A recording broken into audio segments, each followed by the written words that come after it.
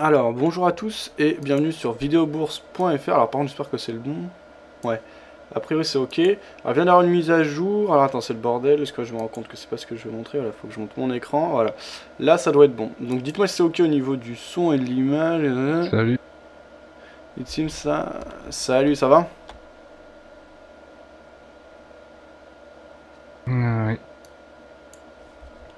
Ça trade? Oui. Salut. Salut, Skel, ça va? Ça va.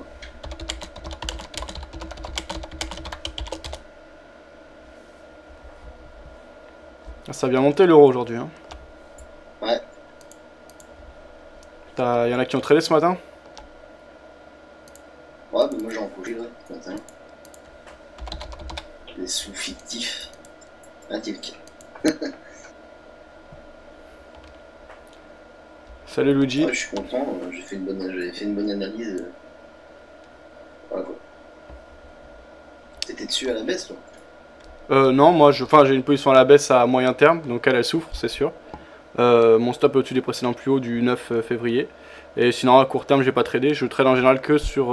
À court terme, je trade que lors de l'émission, en fait, donc plutôt l'après-midi de 14 à 16 heures, parfois un peu plus, quoi. Ok, ok.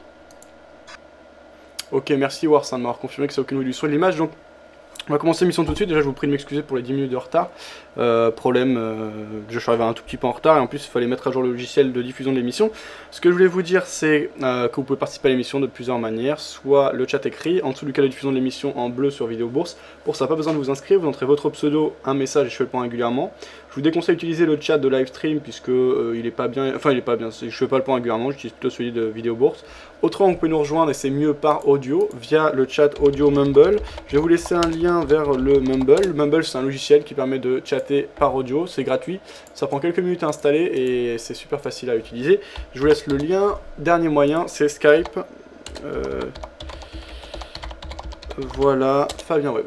Donc le contexte actuellement c'est un regain d'intérêt par rapport à la Grèce, des acheteurs qui sont là.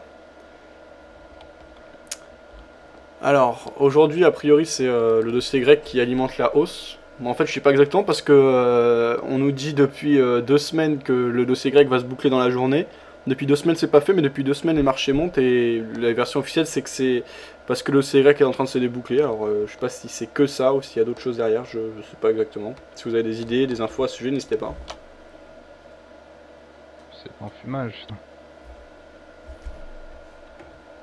Et donc d'après toi, quelles sont les vraies raisons de la hausse? Est-ce que c'est ce qu'avait évoqué Luigi la dernière fois, c'est-à-dire en fait que les banques ont énormément de liquidités vu les politiques monétaires accommodantes, et donc elles investissent et ça tire à la hausse les actifs à risque? Ouais, un truc comme ça, hein.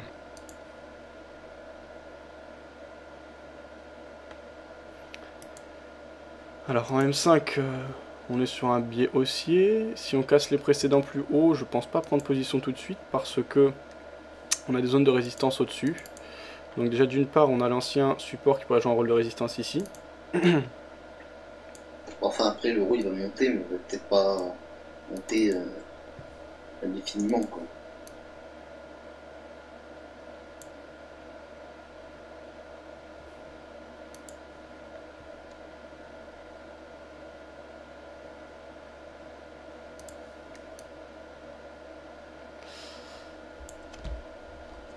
Ah oui, ça c'est sûr que ça ne montera pas indéfiniment. Après, le tout est de savoir où on va s'arrêter. Et puis tant que les acheteurs ont en main le marché, Faut faut voir. pas, voilà, faut quand même suivre le mouvement. Mais bon, à moyen terme, pour moi en H1, on a cassé une zone de résistance oblique baissière très nettement en fin de semaine dernière. On a poursuivi largement le mouvement haussier. Là, cependant, il y a d'autres zones de résistance qui arrivent. En l'occurrence, l'ancien support oblique haussier qui avait conduit le mouvement en janvier, qui peut donc jouer un rôle de résistance après avoir joué un rôle de support. À ce moment, on pourrait partir sur un éventuel pullback. Et on a ensuite les précédents plus hauts à 1.3323 du 9 février. Si on casse ces deux zones là, par contre, les acheteurs auront le champ libre. Tant qu'on est en dessous, on peut chercher des zones de rebond, je pense. En tout cas, c'est ce que je pense jouer aujourd'hui.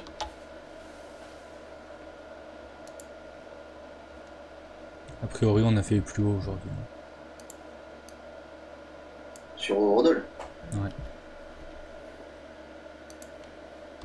Alors moi si on casse les précédents plus bas, je prendrai un short, donc je place un sell stop à Ce qu'un a priori. 1.32. On peut bien sûr après encore exploser, 5. aller voir les 1.33. Bah. Ouais, je sais pas quoi trop en dire en fait, ouais, pareil. Je sais pas. Moi, c'est pour ça que je suis sorti, parce que je sais pas s'il va aller toucher. Tu vois. Donc j'ai préféré prendre une bonne partie, et puis comme. En tout cas, si on va jusqu'à 1.33, ce serait une extension, quoi. Et c'est vrai que moi je le vois plutôt baissier quoi, sur le long terme l'euro. Ah, mais on est toujours en range là pour le moment.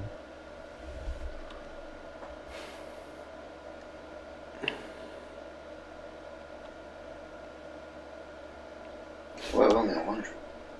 Ouais, un scénario que je vais tenter, là je vais placer un sell stop sous les précédents plus bas à court terme, j'observe mon graphe en M5 là, à 1.3255 j'ai donc un sell stop avec un stop loss au-dessus des précédents plus hauts de la journée à 1.3277 pour jouer une éventuelle correction, on va voir ce qu'il en est.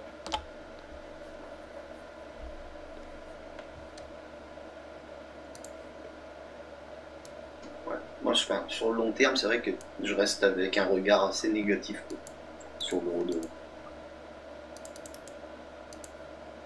Moi, je suis plutôt positif là. Sur le long terme. C'est-à-dire pour dans. D'ici 2 semaines ou 3 semaines, je pense qu'on va voir les 1.35 facile. Ok. Ouais, 2 semaines, 3 semaines. Ouais. Le profil du jour était à 1.3150, on est bien au-dessus, on est en contact de la R3, Ça, hein, faut qu'il casse, 1.3268. Ouais. Alors, je sais pas si vous avez la même que moi, mais moi chez moi on est au contact de la R3 actuellement. Donc pour l'instant elle joue son rôle puisqu'on rebondit sur cette zone. Mais c'est R3 c'est censé être la dernière zone de résistance d'après le calcul des points pivots. Donc on va voir si ça joue son rôle.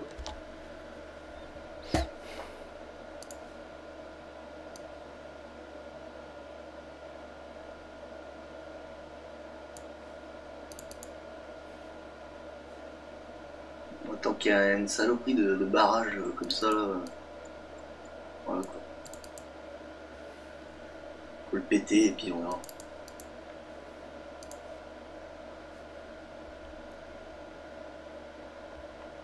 Luigi, toi Alors, qu'est-ce qu'il t'as fait tradé ce matin toi? T'en as profité du mouvement de hausse? Qui ça? Luigi, Toi Luigi. Non, non, moi j'ai pris ma journée off. Je pensais pas que ça allait bouger autant, donc. Tant pis, je suis dégoûté. Il y avait des bons trades à faire.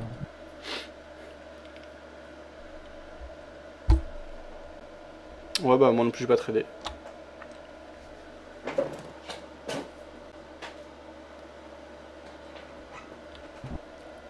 Tilk, toi t'as des positions ouvertes actuellement? J'en ai ouvert hier soir, je me suis fait sortir. Là, il y a une qui vient se déclencher, là. USDCHF en long.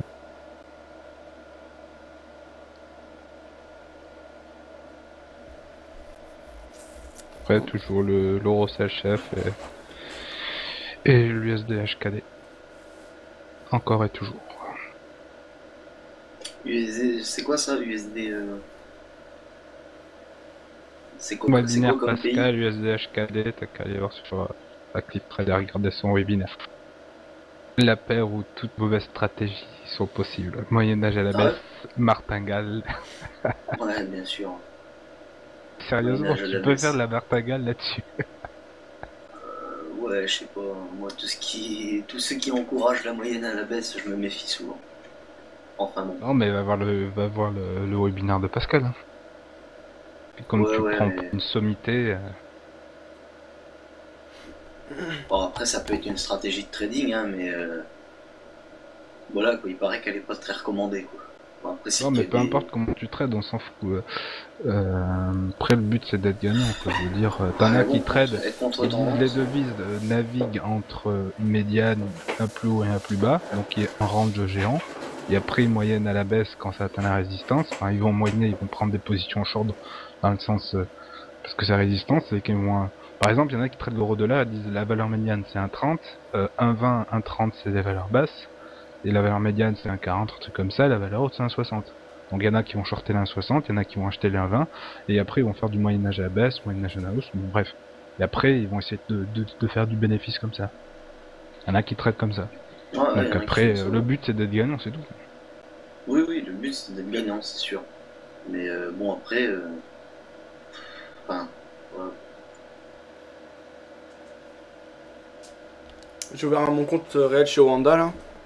J'ai commencé doucement Ouais. avec quelques centaines d'euros. Je vous dirais, a priori, les gens sont vraiment contents en général chez eux. Ils ont pas mal d'avantages, c'est un très gros broker, très donc bon broker. je vais voir ce que ça donne. Ouais, c'est bien. Ça fait une bonne action.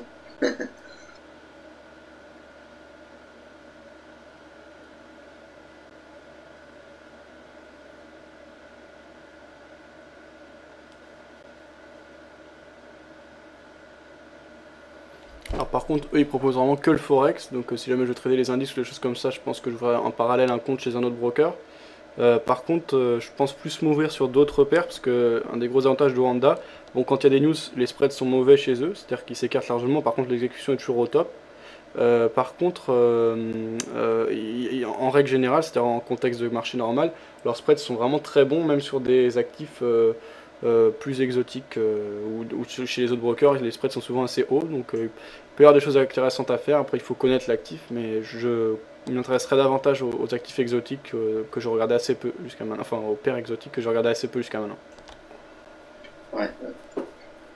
Moi j'en avais parlé un peu avec Boursi, des paires exotiques, tout ça. Et je sais pas, enfin, il m'avait dit que pour commencer c'était pas tip top parce que j'allais avoir des mèches, enfin des trucs comme ça. Après, je sais pas, c'était son avis, mais. Enfin voilà quoi.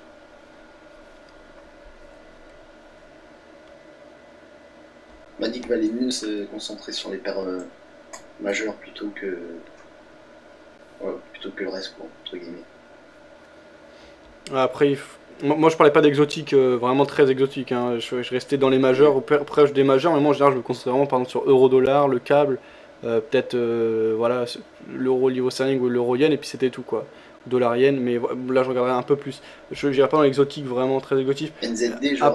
Après tu peux faire de l'argent sur les paires exotiques, surtout si tu connais bien un pays et sa politique monétaire en particulier. Des pays comme la Turquie, voilà, le dollar hongkongais, des choses comme ça. Après, il faut connaître, ça s'invente pas, mais là, tu peux avoir des choses intéressantes et tu es plus dans la compréhension de la politique monétaire, etc., que dans l'analyse technique, là, par contre. Ouais, parce qu'à un moment, je voulais trader sur une paire, c'était je sais plus quoi, USD Tsar, tu vois.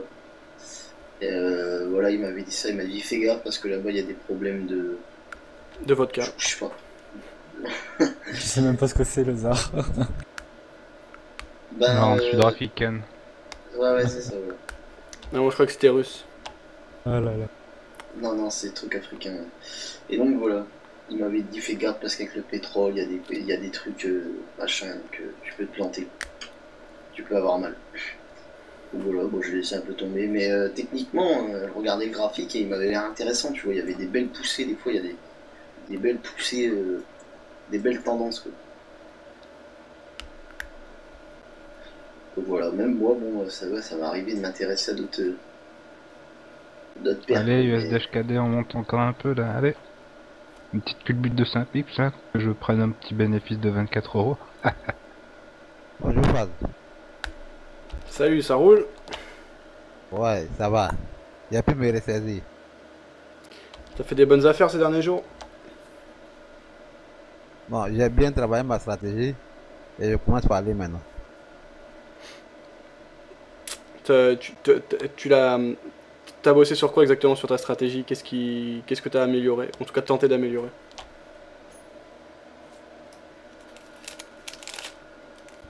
J'utilise Attends, je vais voir le nom là. Un USD qui se casse bien la gueule, lui. Joli ça. Du Moyen-Âge à la baisse. Purée. Tendance baissière là-dessus. Là. Il y en a, ils doivent se gaver. Hein. Laisse tomber. J'utilise le BB Band Stop. BB Band Stop, c'est un indicateur là. Un peu comme, comme bande de Bollinger là. Mais c'est ça, c'est bande de Bollinger, tout simplement. Ouais, bon, avec un appui avec, comment on appelle ça même, ADX. Ah, la DX. Ouais, c'est pas mal. C'est beau, c'est utilisé. Pas mal utilisé. On fait des plus hauts là sur Overlord. Ouais, c'est ce que je suis en train de voir, ouais, plus haut. Donc on va supprimer ouais, les fibos.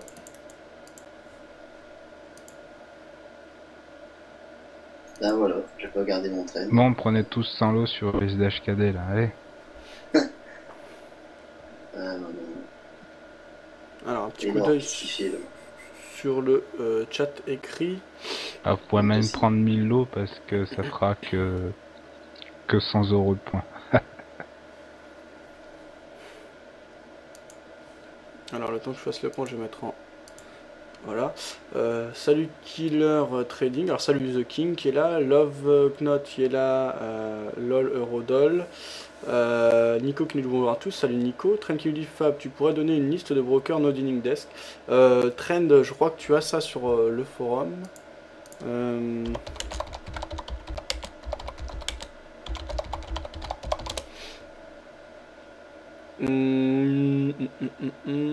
Voilà, t'avais un sujet à propos de ça. À ce qu'il est, il n'y a pas de broker. Alors attends, je suis en train de regarder un sujet sur le forum. Là t'en as quelques-uns. C'est pas le top. Mais je te conseille de poser ta question sur le forum. Parce que je vais pas avoir le temps de te donner tous les liens comme ça pendant l'émission. Donc je t'ai mis un lien sur le chat écrit.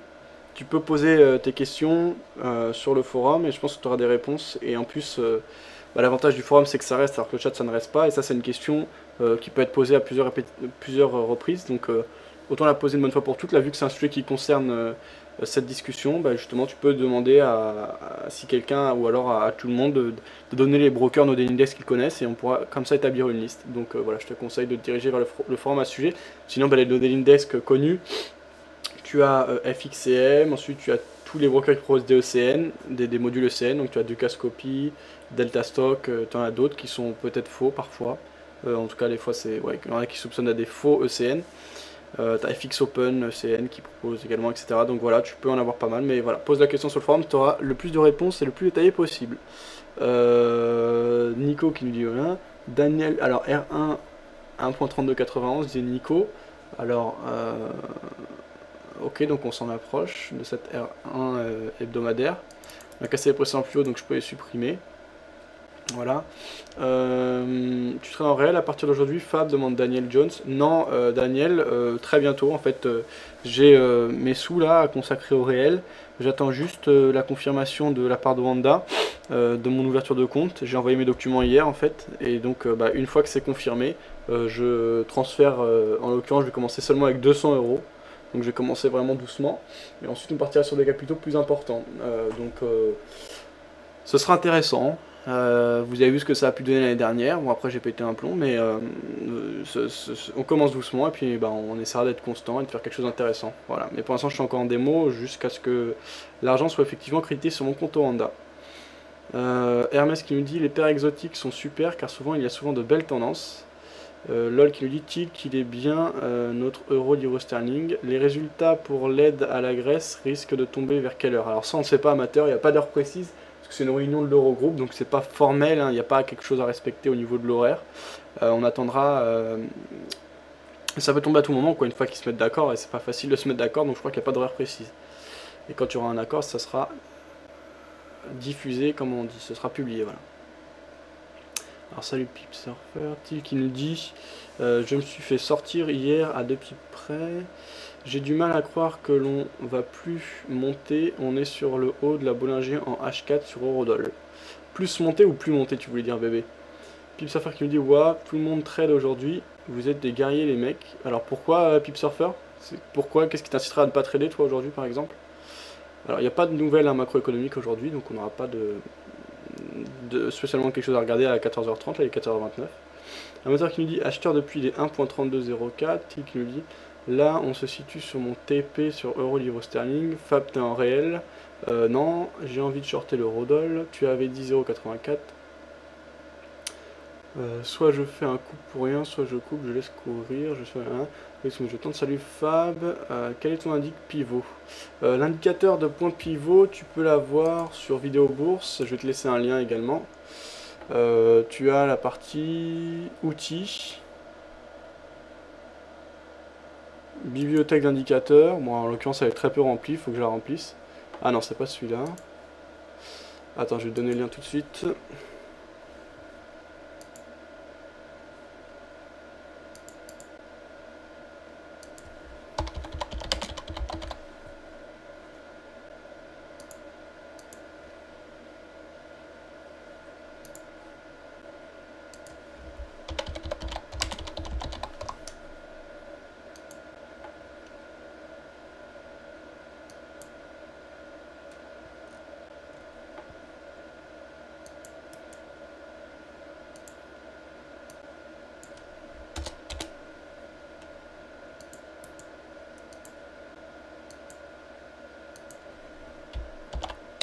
Ouais, je t'ai mis un lien.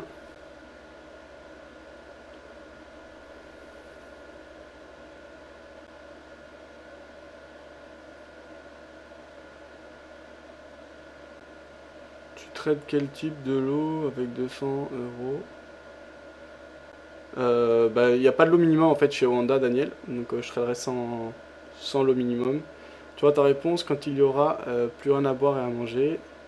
Réunion 15h30 fermée. USA fermé.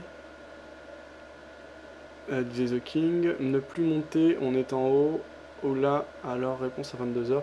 Voilà pourquoi ne pas trader cet après-midi. Ok, merci, je regarde ça. Salut, quelle plateforme conseillez-vous sous Mac? Tu peux trader avec n'importe quelle plateforme, je crois, sous Mac. En tout cas, même MetaTrader, il y a des émulateurs, des choses comme ça.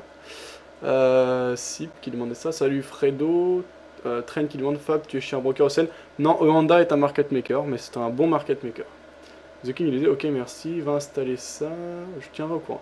Ok The King, alors je reprends le Mumble.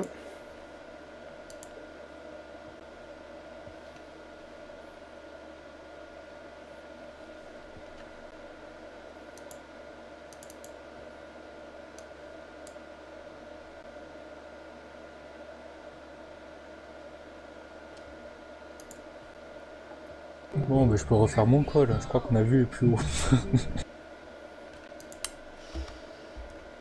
Ah, c'est pas mal cette bougie là en M5.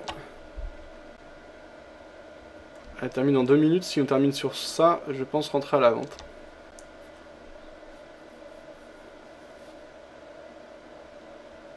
Allez, il faut mettre 100 lots chacun les gens sur USDHKD. Tu veux que ça monte hein toi? Carrément, ça remonterait mon compte et ça me ferait faire des belles plus-values. Donc je vais pas être contre.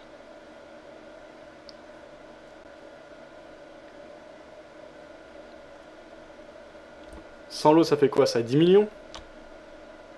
Ouais, 10 millions de dollars hongkongais, mais ça fait 100 euros le point. C'est sûr que ça fait beaucoup. Ouais. À mon époque folle j'aurais pu le faire.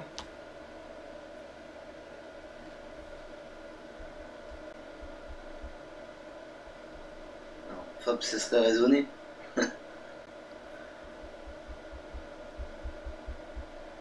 Ah, moi perso, si on atteint les 775 sur mon compte en DA, j'enverrai le paquet, hein, j'enverrai la sauce.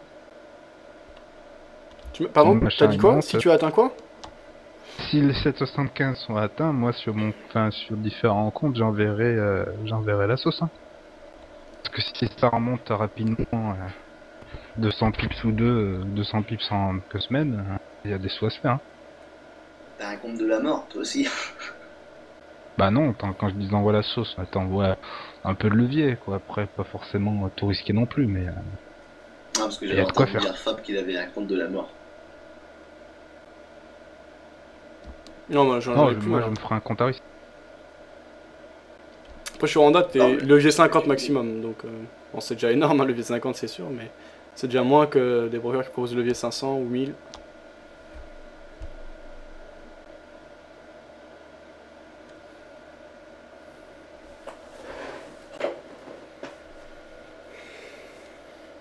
Ah, un petit levier à 20 ou 30, c'est déjà bien.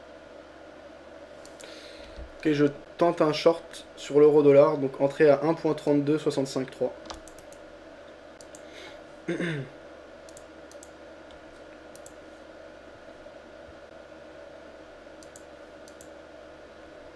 Stop loss, je vais le serrer, mais je vais pas le placer juste au-dessus des précédents plus hauts pour pas me faire baiser. Comme bien souvent où on va chercher juste des précédents plus hauts et après on corrige, donc je vais mettre un peu plus haut que les Tu précédents. serais dans M5 toi. Enfin,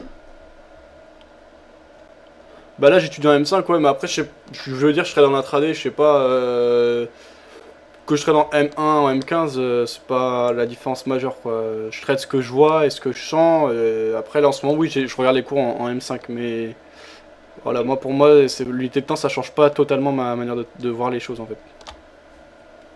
ouais, en court terme, pareil, je ferais ici aussi.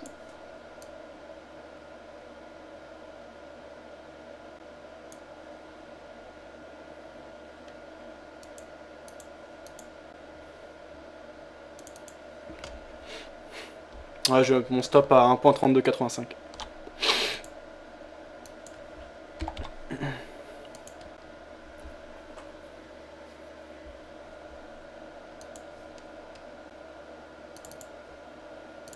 Bon, c'est contre-tendance. On va voir ce que ça donne. On peut avoir du potentiel hein, si on commence à corriger, donc on verra ce qu'il en est.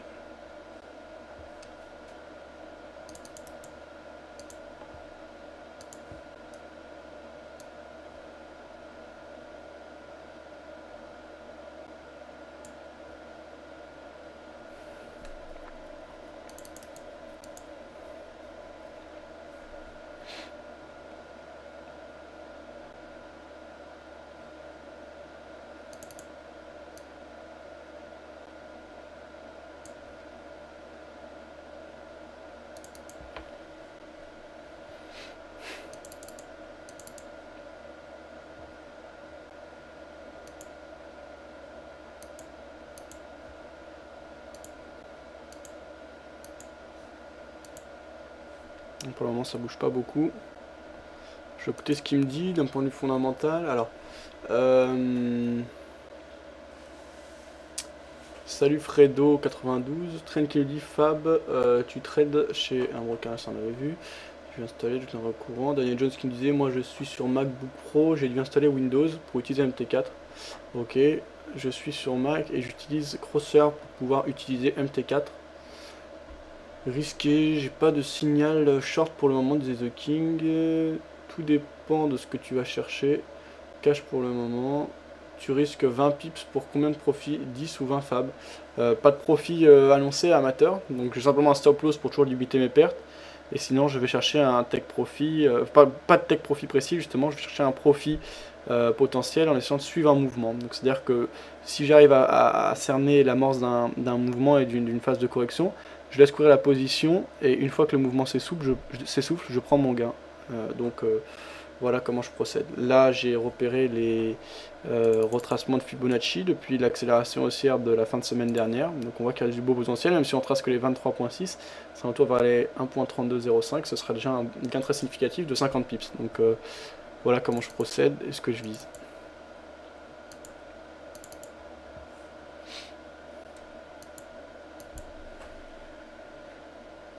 Alors, vous voulez regarder l'information, notamment fondamentale, à droite à gauche. Il y a le point de vue de IG Market, on va écouter leurs avis. Pensant à la courir, on a 4 pips 20 de profit et qui était à 1027 $. Ce que vous pouvez suivre sur le MyFXbook hein, du compte en cliquant sur un résultat du compte court terme. Vous avez CT qui veut dire court terme, MT qui veut dire moyen terme, au-dessus du cadre de diffusion de l'émission. Donc ça vous permet de suivre les résultats des différents comptes en temps réel. Enfin, c'est mis à jour, je crois, toutes les 5 minutes. Les marchés financiers avec IG Markets, CFD Trading. Bonjour à tous et bienvenue pour ce premier point bourse de la semaine, le lundi 20 février. Au programme, l'action Saint-Gobain, le Nikkei 225 ou encore le cours de l'or. Mais commençons d'abord avec le CAC 40. Départ pour la bourse de Paris. La tendance haussière du CAC 40 s'est poursuivie au cours de la semaine passée, en dépit des incertitudes concernant la Grèce. En l'absence de signes de faiblesse, le mouvement ascendant devrait se poursuivre lors des prochaines séances en direction de la résistance majeure située à 3655 points. Petit coup d'œil du côté du secteur de la construction qui a particulièrement été recherché vendredi dernier à l'image de l'action qui a progressé de plus de 5%. Le récent franchissement des 35 €, suivi d'un pullback sur ce niveau, confirme que l'intérêt acheteur domine les échanges. Les analystes conservent donc un avis positif, avec en ligne de mire les 40 € d'ici la fin du premier trimestre. Un petit peu de baisse.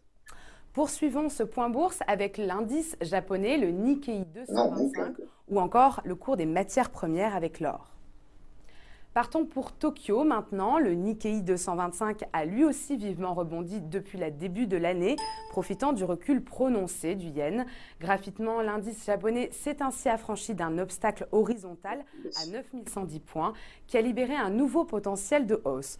À court terme, la résistance des 3630 points devrait donc être rapidement ralliée. Enfin, du côté des matières premières, l'or a quant à lui consolidé. Tu vises combien, Fab? Le métal précieux s'inscrit toutefois après une forte impulsion. Pardon, je regarde une vidéo. Je mise 0 à l'eau, mais là je suis toujours sur mon compte démo, je suis pas encore en réel. Donc 0 à l'eau, je suis actuellement à 3,70 de profit, je laisse courir, j'ai pas d'objectif. Donc stop loss placé à 85 comme j'ai annoncé, et mon but c'est de suivre un mouvement et de sortir une fois qu'il s'essouffle. Ah oui, mais pour le moment, le mouvement il n'est pas du tout à la baisse encore. Le mouvement, c'est plutôt un mouvement à la hausse. Ah, c'est sûr, ouais. En fait, mon but, c'est justement de cerner une correction. Et une fois que le mouvement de correction s'essouffle, bah, je sors. Puisque là, je pense pas que le mouvement va se poursuivre à la hausse. C'est possible, mais c'est pas mon biais. Voilà, c'est... Donc, mon but, ça va être juste de cerner une correction. Et si je vois que les acheteurs reprennent en main le marché ou que le mouvement de correction s'essouffle, je sortirai. C'est vraiment une amorce. Donc, comme tu dis, ouais, là, je suis contre la tendance. C'est une approche contrariante, quoi. C'est-à-dire que tu sortiras pour rentrer ensuite à l'achat, quoi. Et à partir de quel moment tu protèges ton trade, en fait? Je le protège pas. Mon trade est protégé par le stop loss de base. Donc, si je dois sortir en perte, ce sera par le stop loss. Et si je dois sortir en manuel, ce sera en gain uniquement. Tu pourras... Avec cette méthode, tu vas chercher un moment la contre-tendance. Hein. Enfin, le point de retour, en fait. Ouais, c'est pas évident. Mais en règle générale, je suis plutôt dans la tendance. Là, je m'adapte au contexte et à ce que j'analyse du marché. Là, aujourd'hui, je prends contre la tendance, mais en grande majorité, je suis dans le sens de la tendance. Donc, voilà, ça dépend. Contre la tendance, ça dépend en quelle unité tu parles. Parce que à court terme. Parce que là c'est de l'intraday, donc faut prendre la tendance à court terme. La tendance à court terme, elle est clairement haussière. Donc là, comme dit Luigi, ouais, j'ai des probabilités contre moi puisque je suis contre la tendance. Après, je considère qu'il y a une zone de résistance au-dessus, donc on a des probabilités de rebond. C'est pour ça que je joue ce point d'entrée actuellement. Non, mais c'est pas le short que je te reproche, pas du tout. Il est même plutôt bon là. Mais après, c'est pas forcément avoir un objectif en fait sur ce short et ne pas protéger ton trade dès que tu as un certain objectif. Parce que sinon, c'est tout le temps être à la recherche du point bas ou du point haut en fait. Alors effectivement, après quand tu es une fois que t'as réussi à le choper, ok, tu vas faire pas mal de pips, mais le nombre de claques que tu te prendras avant fera en sorte que tu vas pas rester longtemps sur le marché non plus. Je sais pas si tu comprends. Comme on dit, buy low, sell high. Ouais, surtout je quand comprends. t'es en contre-tendance en fait. Non, c'est un range, donc voilà. Je trouve qu'il n'y aurait même pas besoin de... Enfin, je sais pas en fait, non, je vais peut-être dire une bêtise. Je préfère me tenir. Non mais là, imagine tu peux shorter ici, je suis d'accord. Tu viserais donc un 30 avec un stop à 20, mais imagine ça fait déjà... tu arrives à gagner, je sais pas, 100 pips, tu peux bien protéger ton trade à 0 quoi. Ce serait idiot de perdre ensuite 20 pips alors que tu étais gagnant de 100. Et enfin voilà. Bah, je comprends ce que tu veux dire, Luigi. Après, le problème que j'ai moi avec les objectifs, c'est que si tu es en plein mouvement, par exemple, mettons qu'il y a une nouvelle qui tombe ou quelque chose, tu as une grosse accélération baissière et que tu sors sur Take Profit. Moi, en fait, je considère que le fondamental a le dessus sur le technique. C'est-à-dire que si on doit vraiment bouger dans un sens, on peut accélérer en cassant des tas de zones de support ou de résistance sans vraiment réfléchir, puisque à ce moment-là, c'est vraiment l'instinct primaire des marchés qui reprend le dessus, et donc on peut accélérer. Donc ça me dérange en fait de sortir sur un take profit précis, alors que je peux passer à côté d'une grosse tendance, et qu'à ce moment-là, je connais pas le contexte du marché. Si j'ai un take profit, il peut être atteint soit en hésitant, soit de manière très franche, et c'est ça en fait que je veux éviter, c'est-à-dire de l'atteindre quand on serait dans un mouvement très fort, et donc de passer à côté d'une grosse partie de la baisse, donc mon idée, ou de la hausse. Donc mon idée, c'est de laisser courir mes positions jusqu'à ce que le mouvement que j'essaye de trader atteigne déjà une zone d'objectif. Donc j'ai toujours une zone d'objectif en tête. Là par exemple, ma zone d'objectif, ce serait, j'ai pris les plus bas de ces derniers jours et les plus hauts qui ont été marqués aujourd'hui, les 23,6% donc de la phase de correction qu'on observe depuis le 16 février dernier, c'est aux alentours des 1,3205. Donc je sais que quand on s'approche des 1.3210, 1.3205, je surveille des points pour sortir puisqu'on est dans ma zone d'objectif. Mais si on arrive de manière très forte dans cette zone, j'ai pas envie de couper trop tôt non plus. Donc en fait c'est ça mon raisonnement, mais voilà. D'accord, oui, là-dessus il n'y a pas de problème. Mais enfin, par contre, tu t'en remets un petit peu à la chance quand tu dis en fait, quand il y a des nouvelles fondamentales qui font que ça puisse booster ou pas. Tandis que si tu mets ton take profit, tu as ton take profit. T'as fait ton analyse, après bon effectivement tu rates du reste, mais à la limite je dirais c'est pas très grave puisque ça faisait pas partie de ton analyse quoi. Après bon tu rates un petit peu de gras mais bon, c'est pas très grave. Parce qu'à la limite la nouvelle elle peut aller très bien dans l'autre sens aussi.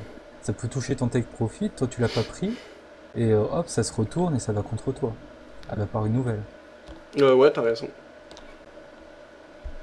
Mais ton billet baissier il est pas, enfin je veux dire, il est pas si bête que ça, puisque on voit, enfin après on peut quand même apercevoir qu'en daily on est pas mal descendu là ces temps-ci. Donc après après ça c'est une décision, ouais, mais là après ce sur quoi on débat c'est plutôt la manière de prendre son point de sortie en profit.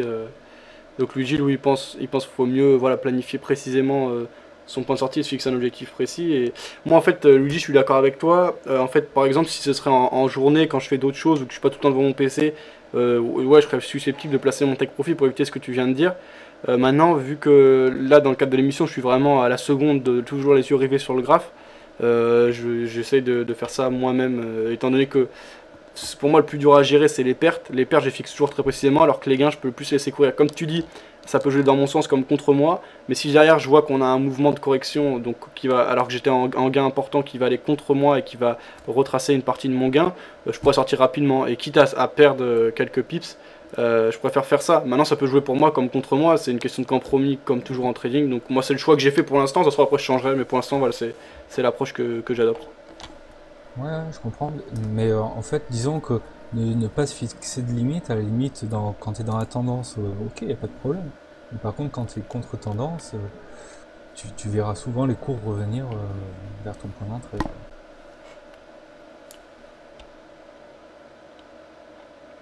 Ouais, ça c'est sûr.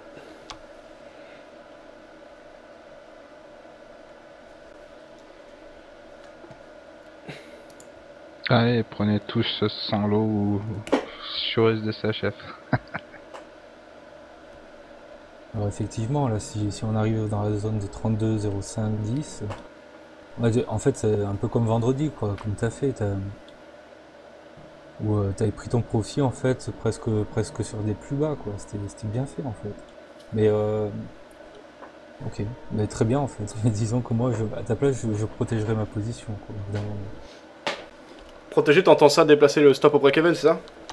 Ouais, voilà. Être sûr de ne rien perdre sur le trade, quoi. En général, les résistances sont faites pour être touchées, quoi, avant qu'on parte dans une tendance baissière claire,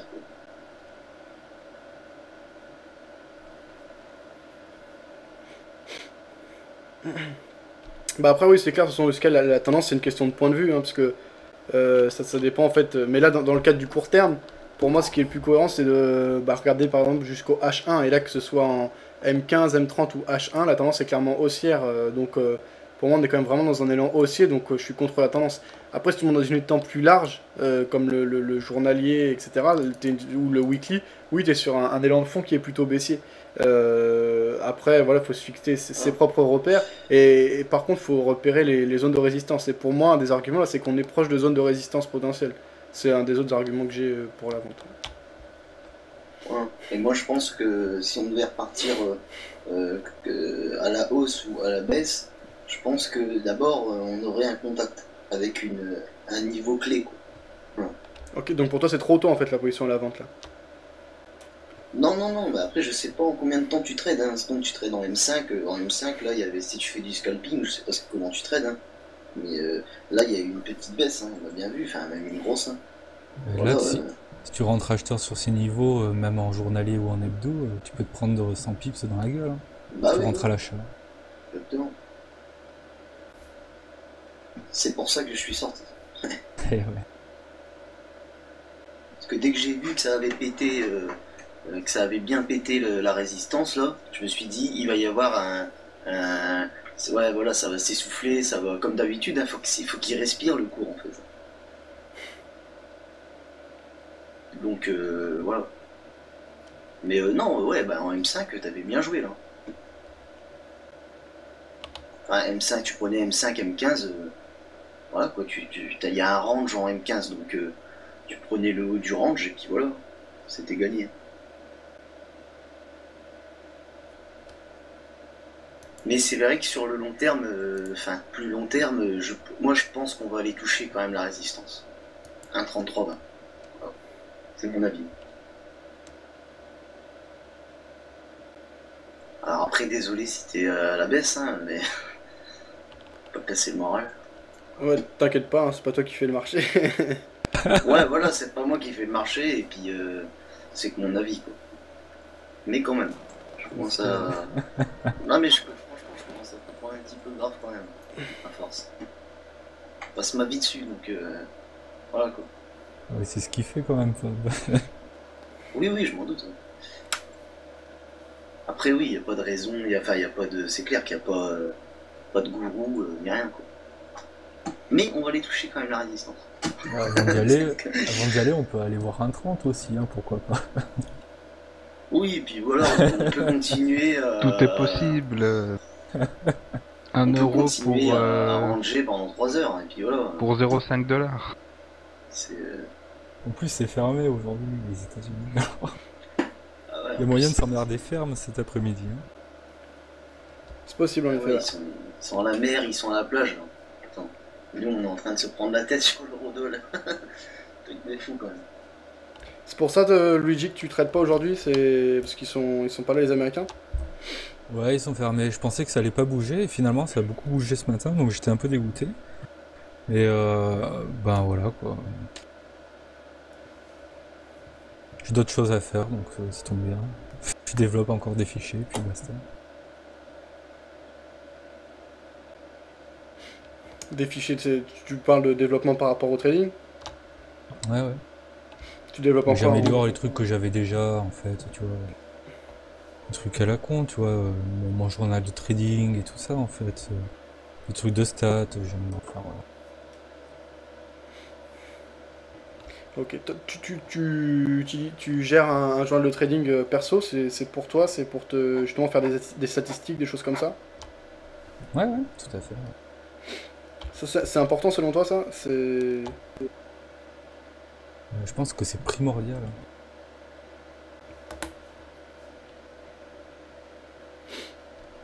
Toi, par rapport à quoi par rapport à toi par exemple, qu'est-ce que ça t'a apporté? Ça permet de prendre du recul, de te rendre compte de tes erreurs, des choses comme ça?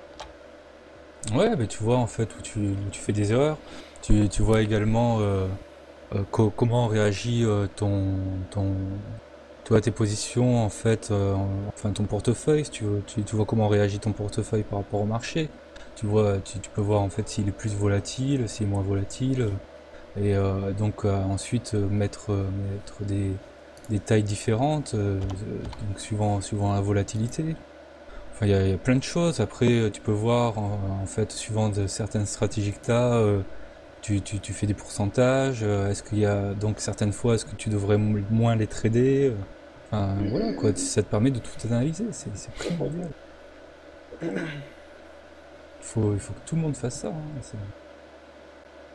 C'est ce que je dis depuis des mois, faites un journal de trading, enregistrez vos trades, faites des bilans les week-ends tous les mois. Oui, mais t'as beau le répéter 150 millions de fois, les gens ils comprennent pas ça. D'ailleurs, il va falloir que je me fasse un journal de stats bien détaillé aussi. Parce que c'est vrai. donc c'est pas suffisant.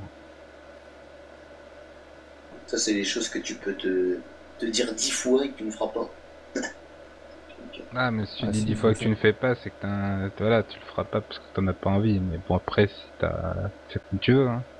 Après, si tu mets 2 ans de plus pour t'améliorer en trading, alors que des gens qui sont organisés et méticuleux, ils arrivent plus vite parce qu'ils ont les moyens de savoir ce qu'il faut faire au bon moment. Ben, voilà, hein. Clair, faudra en tirer les conclusions qui s'imposent. C'est clair. Après, enfin, même le tenir, c'est pas forcément pour voir tout ce qui va mal. Hein. Ça peut voir également les choses qui vont bien et comment les améliorer. Ouais, c'est autant positif que négatif. C'est que positif. Il faut absolument. Oui, voilà. Le faire. Contact avec les plus bas de 13h30. Donc là, soit on casse et on peut partir sur une phase de correction, soit on est dans un range court terme, si on rebondit. Tu vois, par exemple, ce niveau, Fab, tu pourrais t'en servir pour protéger ton trade, je pense. Si ça va plus bas, tant mieux. Si ça va pas plus bas, ben, au moins tu perdras pas ton argent.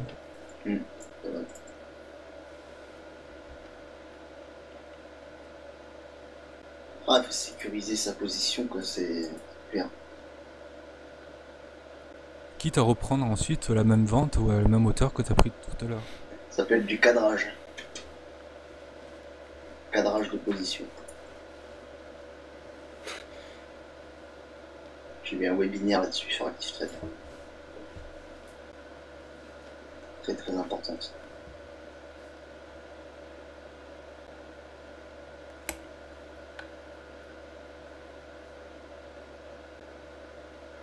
Et d'ailleurs, c'est d'ailleurs la chance qu'on a dans le trading, c'est de pouvoir faire ça, quoi. Ça, c'est génial, quoi. C'est un atout excellent, quoi. De pouvoir mettre stop sur le BE, tout ça, c'est génial, ça. Ouais. Encore heureux. Ah bah ouais, mais peut-être qu'on n'aurait pas eu le droit dans... Je vois pas où est notre chance, quoi. Bah si, quand même, parce que c'est une protection, quoi. Tu te bah, protèges, pire, tu te lances pas dans la gueule du loup, comme quand tu grattes un banco, ou, tu vois. Voilà. Ah mais... Bah, non, mais Iskel, tu me fais trop rire. Non mais ça c'est clair que Huskel par rapport au casino ou des choses comme ça, oui, en trading les probabilités sont largement plus dans ton sens. T'as beaucoup plus de liberté, etc. Mais oui c'est clair, et heureusement, sinon on se ferait pas chier Non mais moi c'est ça qui m'a étonné quand j'ai découvert le trading, quand j'ai découvert ça, parce que moi je pensais que non, le trading, voilà, t'avais pas de moyen de te sécuriser vraiment, enfin, c'était... Voilà, enfin, si ça monte, si ça descend, bah, c'est bien pour toi, quoi. Et les options binaires, ça peut t'enlever un peu de cette liberté, justement, je pense. J'ai jamais tradé vraiment en profondeur les options binaires, mais d'après ce que je comprends, ça t'enlève un peu justement de cette liberté. Parce que quand t'es vraiment sur le marché avec des actifs classiques, t'as une grande liberté, et heureusement d'ailleurs qu'on l'a, mais les options binaires, c'est plus simple, mais au final, je pense que ça t'enlève une part de liberté. Je me rends pas bien compte, en fait, parce que j'ai pas tradé. Je sais pas s'il y en a parmi vous qui les ont tradés, qui en a vu différents, mais moi, c'est l'impression que j'ai, en fait. Bah, je vois pas ce qui est drôle dans ce que j'ai dit, vraiment, quoi. Non, mais ce qui est drôle, c'est juste ce que t'as dit, c'est une chance. Ça a toujours été comme ça, et c'est les marchés, donc heureusement qu'on peut, tu vois. Les marchés, c'est avant tout du commerce, donc oui, on peut rentrer, sortir à n'importe quel moment, comme on veut, c'est clair, ouais.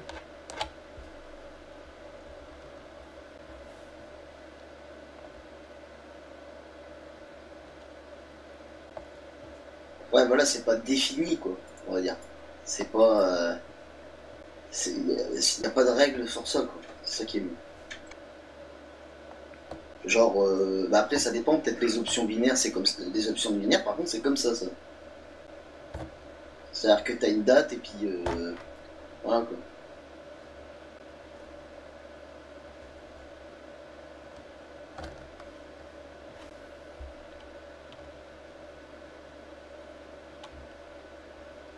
Non mais t'inquiète, en fait on se moquait pas, c'est juste parce que t'as dit une évidence quoi, donc Oh, c'était c'est pas marrant. grave, tu hein, j'ai le droit de sortir des boulettes, hein. Ça fait rire, ça a mis la bonne humeur. Comme on dit.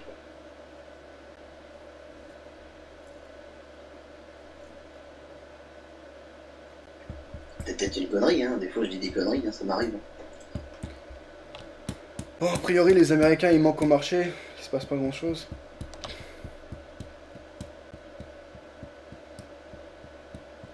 Ça serait la prison du Forex, sinon. Non, tu sors pas, t'as pas le droit. Je sais pas ce qui a alimenté la hausse ce matin, ça doit être le dossier grec, mais je comprends pas vraiment ce qu'il y a eu de particulier par rapport à ce qui avait été dit auparavant. Je sais pas s'il y en a qui ont des infos ou des rumeurs de ce Et côté-là. les Australiens et les Japonais. Qu'est-ce qui s'est passé de ce côté-là, Tilk? Bah rien, sens asiatique ça monte. Hein. La semaine dernière c'est monté, la 2 semaines c'est monté, fin du mois Rodol.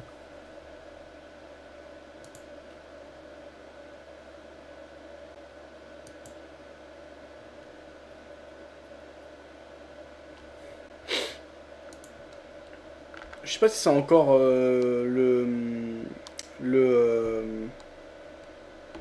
qu'est-ce que je voulais dire? Je sais pas si c'est encore le dossier grec qui alimente et qui traîne la hausse ou la baisse, puisqu'en fait tout semble jouer là du côté du dossier grec. Je pense que tout est pricé. Et, bon, ils se sont mis d'accord pour une perte de 70% des prêts, là, les banques à différents créanciers de la Grèce. L'accord, bon, maintenant il y a encore quelques débats, etc., mais c'est plus des débats de fond. Donc, ouais, j'aimerais bien comprendre ce qui alimente encore la hausse ces derniers jours, parce qu'elle est quand même assez forte. Et j'ai pas de réponse concrète en fait à ce que je vois, donc ça me dérange un peu.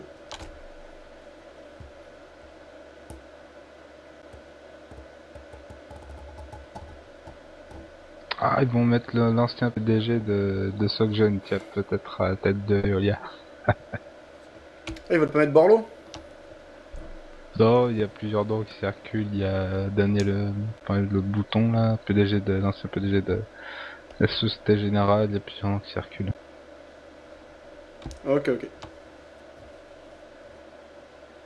Sont entre le monde qu'on s'appelle les conseils d'administration de CAC 40 en France, c'est un petit monde de copains. Hein. Tiens, tu viens siéger dans mon conseil. Bon, ben, je te pistonne pour que tu viennes siéger dans mon conseil après. Eh oui, c'est vrai que ça se passe comme ça. Eh mec, je suis PDG, je vais dans les conseils d'administration 3-4 ans de manière par arrondir mes fins de mois. Hein. On peut me faire PDG pas suffisant.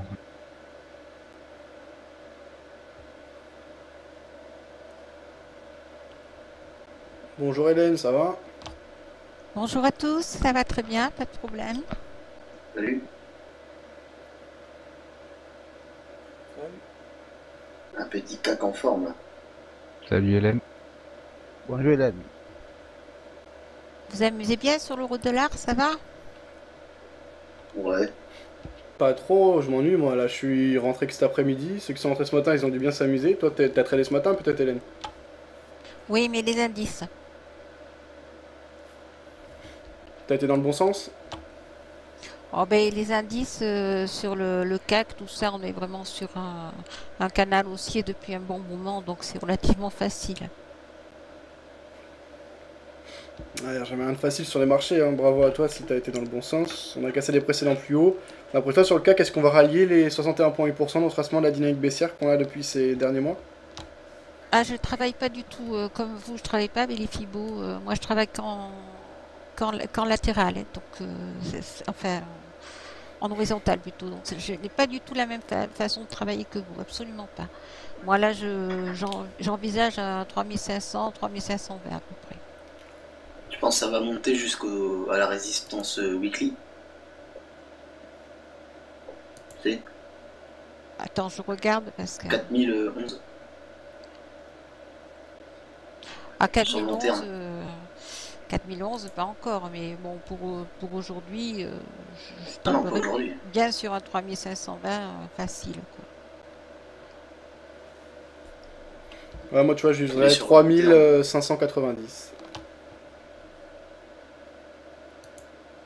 Comme il a repris un canal haussier qui est quand même assez sympathique et qui est facile, enfin qui est facile comme tu dis entre guillemets à travailler en intraday ou en des lignes.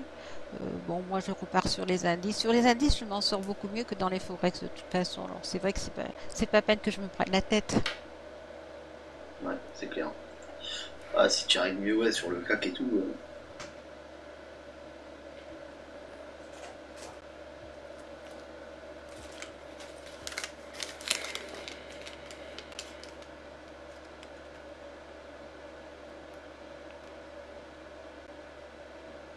C'est pas les mêmes marchés, c'est pas aussi volatile. On arrive mieux à suivre une tendance que sur les forex, je trouve. Ouais, c'est plus calme, on va dire. C'est plus lent. Plus long, ça dépend des jours. Hein. Il y a des jours où ça se passe assez vite, mais enfin, je vois qu'aujourd'hui, le DAX, il a pas mal de force, donc le CAC, il risque de suivre en même temps. Hein. À partir du moment où le DAX a de la force, le CAC, il suit. Hein.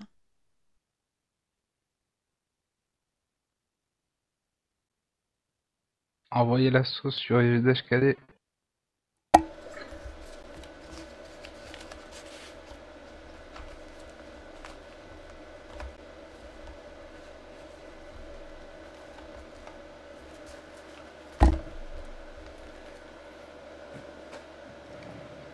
Oui, c'est pas forcément plus lent ou plus rapide, mais c'est... ouais, peut-être que, par exemple, au niveau des news, je sais qu'en général, les marchés actions réagissent de manière beaucoup plus franche que les marchés d'échange, en fait.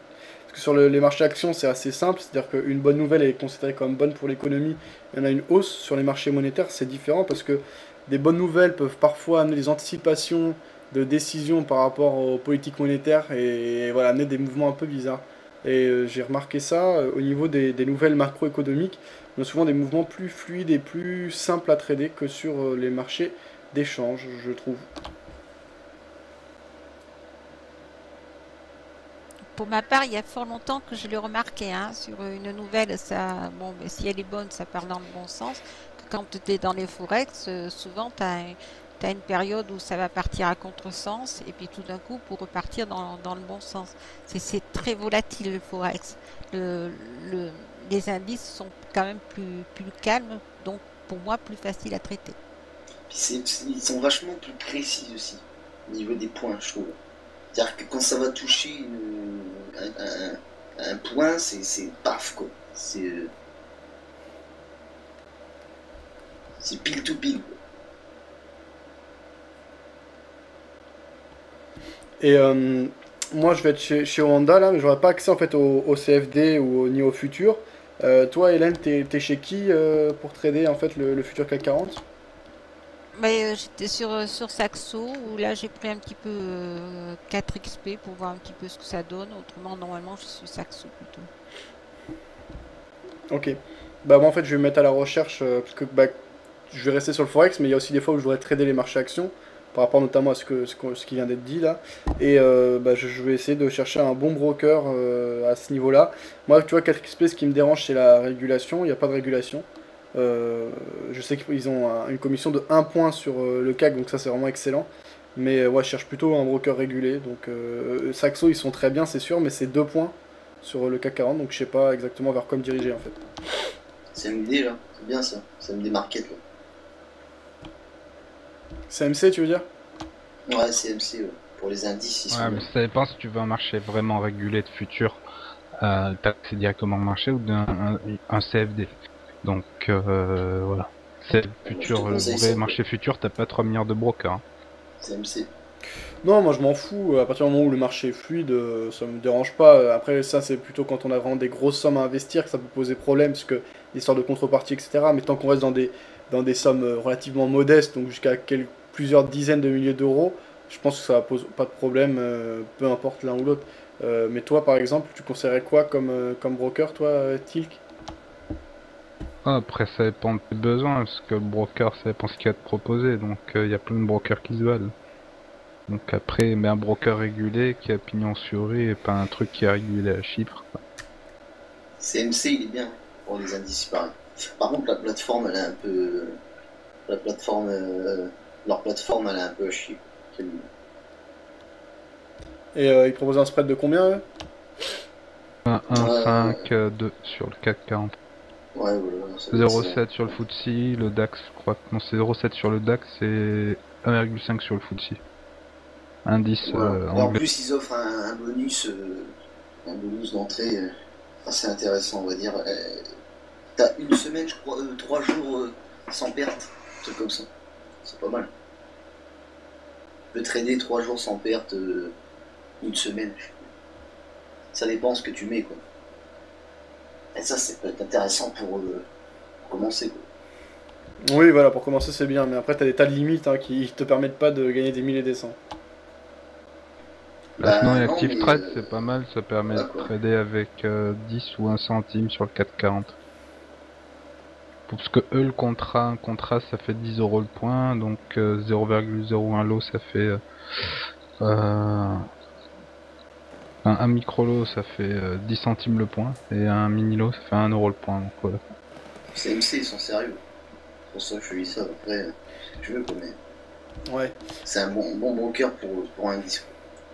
Et là au niveau d'Active Trade, donc tu dis, ils proposent de trader avec des sommes, des faibles sommes. En fait, eux c'est quoi leur C'est un commission? CFD. D'accord, c'est un CFD. C'est quoi leur Il y commission? a Future aussi, mais il faut un compte à 10 000 € pour trader des futurs. Ok. Et c'est quoi leur commission sur le CFD? Sur le CAC, c'est 2 points? 2 points. En fixe? En fixe. Enfin non, c'est en un fixe ou en interbanque. Mais moi je suis en interbanque, c'est-à-dire compte ECN quoi. D'accord. Et les autres, c'est quoi le minimum, la taille du contrat? Et 0,1 micro lot, c'est-à-dire 10 centimes le point, comme c'est un CFD. D'accord, mais les autres, puisque par exemple CMC, c'est quoi le minimum qu'ils proposent pour... 1 € du point. Ouais, ça c'est une belle différence. Après. Ouais. Ah, moi je dis pas ça comme ça, hein. C'est. Ah, je sais que c'est Boursi qui m'a conseillé ce truc-là. Boursi Coton qui m'a dit ouais, CMC c'est pas mal pour les indices. Ah oui, bah, après moi je connais pas en profondeur, mais oui, CMC c'est très sérieux, ça y a pas de problème. J'ai déjà rencontré moi à Après, Paris. CMC, Active Trade, Saxo Bank, bon voilà, c'est des brokers qui sont cotés en bourse, voilà, qui a priori n'ont pas trop mauvaise réputation auprès de leurs clients, qui ont des comptes ségrégés, bon voilà, qui sont régulés et qui ont des bonnes exécutions. Donc après, choisissez votre courtier, quoi. Ouais. Voilà, un petit mot pour rappeler à ceux qui nous rejoignent en cours d'émission, hein, je suis actuellement vendeur sur l'euro-dollar, comme vous pouvez le suivre dans le suivi du compte, en cliquant sur le lien suivi du compte au-dessus du cas de diffusion de l'émission. Je suis entré à 1.3265, on a donc 8 pips de profit actuellement. J'ai pas l'objectif précis, mon but est de laisser courir en vue d'une correction, puisque je suis contre la tendance du jour. Mon stop est à 1.3285, donc plus haut que les précédents plus hauts de la journée. Qu'on voit apparaître ici en rouge, le stop loss. Pour le moment, je laisse courir. Je vais faire le point sur ce qu'il dit sur le chat écrit.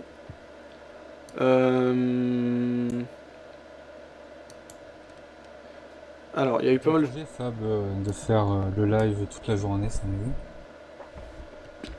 Bah, je pense que je vais... En fait, moi je me connais, en fait, quand je commence en réel, en général, je suis moins motivé à bosser sur le site. Là, si j'avais fait l'émission que de l'après-midi, c'est parce que je passais pas mal de temps à bosser sur Vidéo Bourse. Là, j'ai quand même fait des grands changements que j'avais besoin de faire depuis un moment, etc. Donc, à partir du moment où je vais repasser en réel, je pense basculer assez... Je vais pas me fixer de contraintes, mais je pense basculer vers l'émission toute la journée, en tout cas une bonne partie de la journée. Donc, ça peut se faire rapidement cette semaine ou la semaine prochaine, quoi. Ah, c'est sympa ça.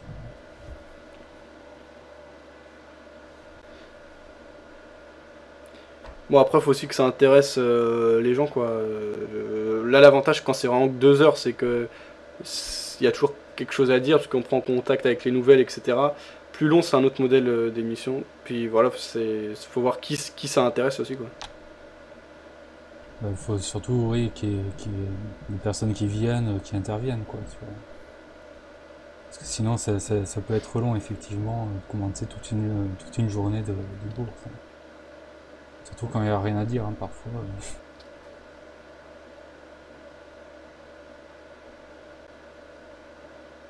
Bon, on a toujours les brokers, hein, pour nous sauver. Ouais, c'était bien, là, qu'il y ait l'analyste la dernière fois. Je trouvais ça sympa. Tu l'avais contacté, en fait? Ouais, ouais. En plus, ils sont vraiment contents. Enfin, je veux dire, ils sont contents de venir, quoi. Il y a vraiment pas de problème. Donc, je vais continuer à aller chercher comme ça des analystes chez les brokers. Bon, c'est pas des traders, mais tu vois, c'est des mecs. Lui, par exemple, il avait été en hedge fund, etc. Donc, c'est quand même pas des bidons et bah, ça permet d'avoir ouais, des choses intéressantes, quoi.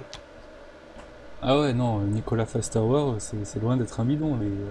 Il tradait avant, en fait, avant de faire du brokerage. Ouais. J'ai eu quelques échos là de la part de gens qui le connaissaient et ouais, c'est un bon. Ah bah ouais, t'as pu avoir des échos, donc c'est petit alors ce milieu, tout le monde se connaît.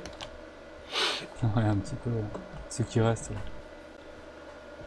Ok, bah merci pour l'info. Et ouais, je continue à bosser. Bah d'ailleurs, si vous avez des noms en tête, n'hésitez pas à me le dire, à me donner des noms. Bon, la dernière fois, on m'a donné des noms de mecs vraiment connus.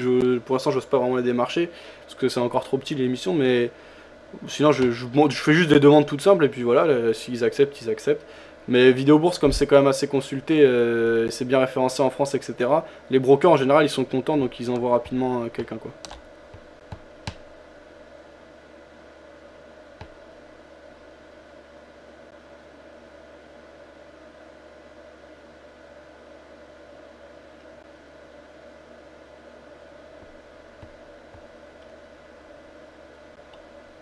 Cette semaine, je vais essayer de démarcher du côté de Saxo Bank, voir si je peux avoir un analyste de chez eux.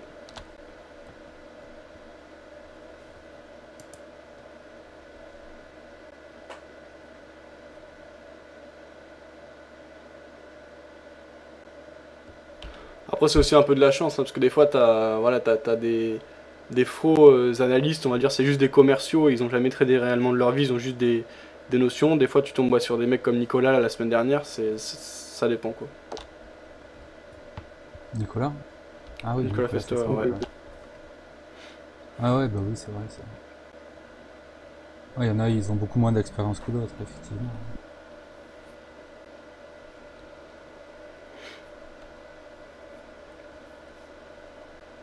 Bah justement, Saxo Bank, une fois, ils ont un site de formation gratuit, et une fois, ils m'avaient invité pour que j'anime une de leurs formations. Et ouais, j'avais essayé de commencer à discuter, etc., un peu trading, et en fait, j'ai compris que tout le monde s'en foutait, et que c'était surtout des commerciaux à Paris, quoi. Après, c'est pas pour ça que c'est des mauvais, mais c'est juste que leur siège social, et là où tout se passe niveau trading, c'est au Danemark, en fait, et en France, c'est vraiment un bureau de vente, ni plus ni moins, donc voilà, c'est moins intéressant. Bon, c'est des mecs qui ont des bases en analyse technique, mais c'est pas... Je veux dire, on connaît aussi bien que ouais, le but quand j'invite des gens, c'est d'avoir des infos, voilà, de mecs qui sont vraiment sur les marchés, quoi.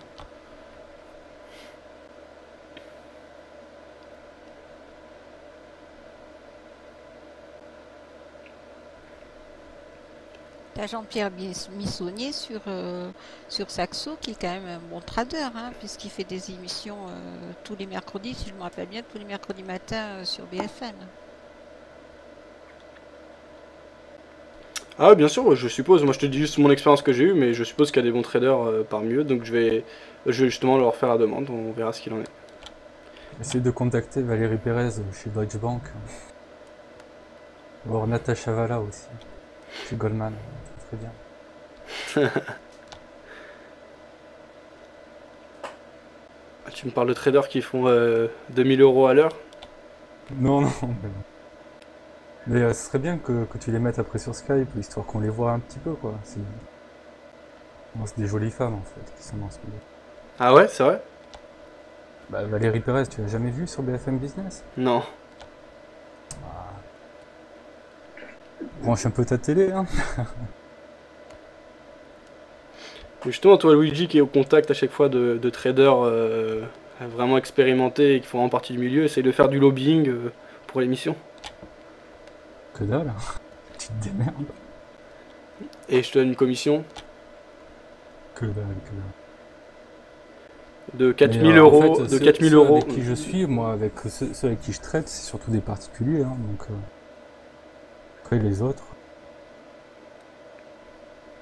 ils n'ont pas forcément le temps de passer, tu vois, comme ça, sur un site internet.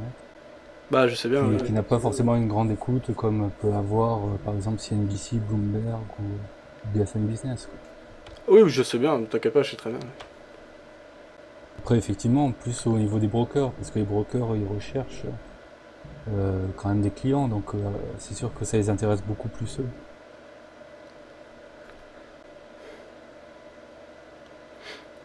Bah, de toute façon, c'est simple, hein, c'est toujours la même chose, hein, c'est qu'est-ce que je peux leur apporter. Donc, derrière, soit ils viennent gratuitement et bah, ils ont quelque chose à vendre et mon audience les intéresse. Comme tu dis, les traders et tout, ils en ont rien à foutre.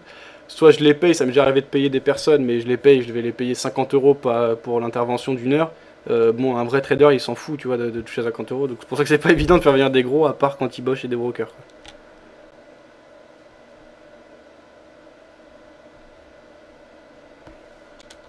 T'en verras quelques-uns au salon du trading. Tu leur demanderas de venir. Tous les gens que tu croises.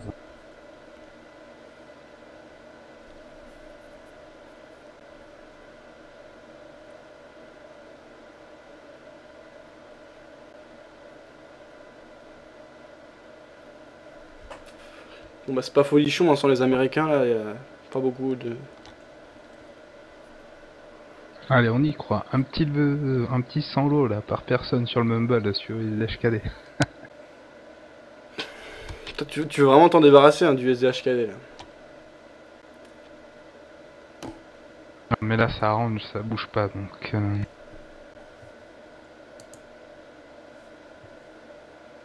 Là, à la limite, je vois la tendance sur Rwanda, vu comme le spread il est de 3 sur cette paire là.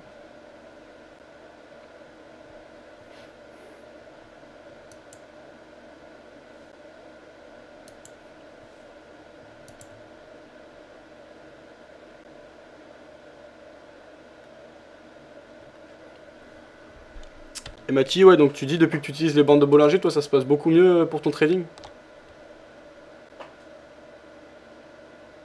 Oui, ça se passe mieux. Pourquoi? C'était quoi en fait ton problème avant d'utiliser ces bandes de Bollinger en fait? C'était quoi tes difficultés par rapport à ta stratégie? Non, il y avait des problèmes de stabilisation de stratégie. Je n'arrivais pas à stabiliser ma stratégie, quoi. Bon, donc j'ai mis du temps pour pouvoir stabiliser ça. Je travaille sur 1 heure. J'attends que ça me donne le signal et puis je vérifie si ça respecte mes paramètres. Et je rentre.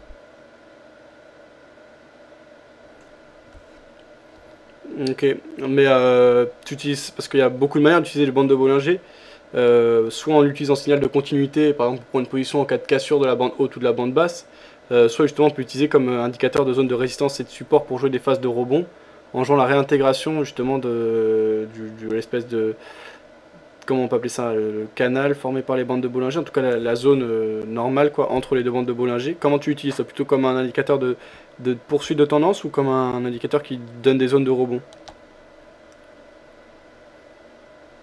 Bon, mes rebonds sont donnés par la moyenne mobile de 20.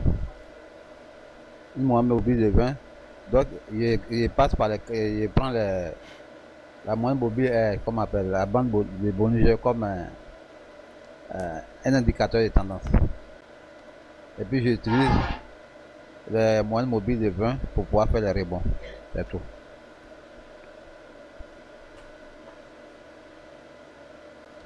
Vous m'avez compris, non?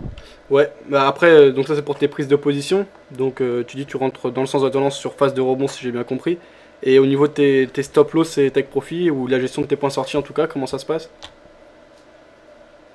Bon, mon stop loss, mon stop est mis juste à 50, comment on appelle, 50 pips. Au plus quoi, ça veut dire 2,5% de mon capital. Et puis le take profit, j'ai fait une suivi des tendances. Ok, tout ça d'après une étude en H1, c'est ça, en graphique 1 heure, c'est ça? Oui, en 1 heure. Et c'est le seul indicateur que tu utilises? Bon, j'utilise le MACD, et non, pas MACD. J'utilise l'ADIS pour confirmer mon point d'entrée, quoi. J'utilise l'ADIS et puis j'utilise aussi le stochastique pour avoir les divergences et puis les divergences. L'ADX c'est quoi? C'est un indicateur de force du mouvement, c'est ça? L'ADX, lui, me donne la confirmation d'entrée.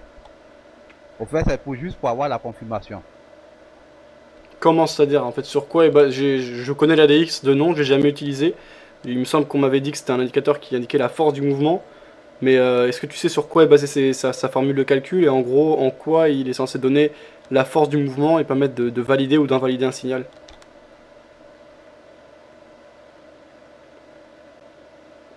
Bon, au fait, je ne cherche même pas à savoir comment ça se calcule en mathématiques.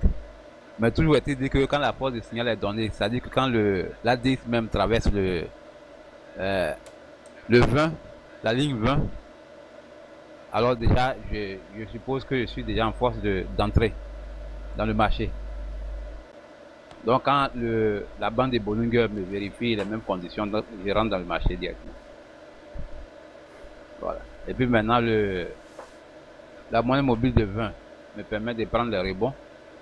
Une fois j'ai raté l'entrée, parce que je ne dois pas aller au-dessus de 50 pips.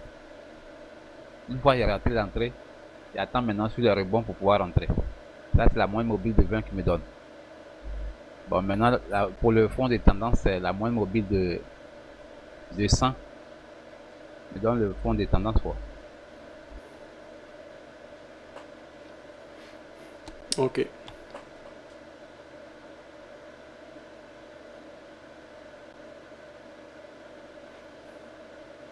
Bon, c'est pas passionnant.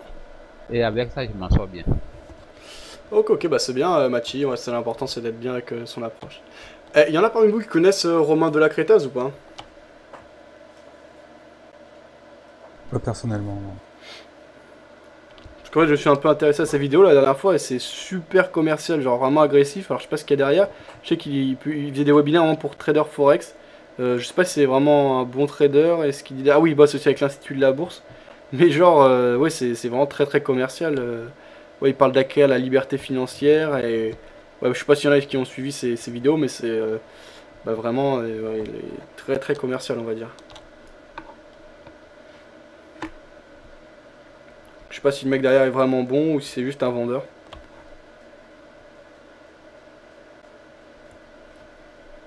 Non, ça, je connais pas.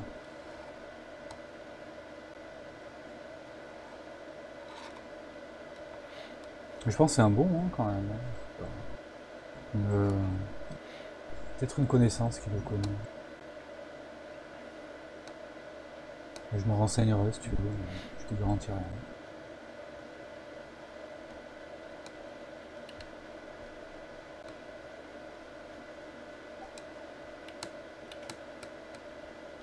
Tu connais toi la femme là de chez Goldman Sachs, je crois que c'est Goldman Sachs, sur laquelle Jovanovic il a écrit un bouquin, la Blitmaster là. Tu connais cette dame? De qui, quoi? Je crois que c'est Blitmaster ou quelque chose comme ça. Ça, je connais pas. Elle s'appelle comment? Bah, je sais pas, attends 2 secondes, Attends 2 secondes, je vais chercher exactement pour pas te dire n'importe quoi.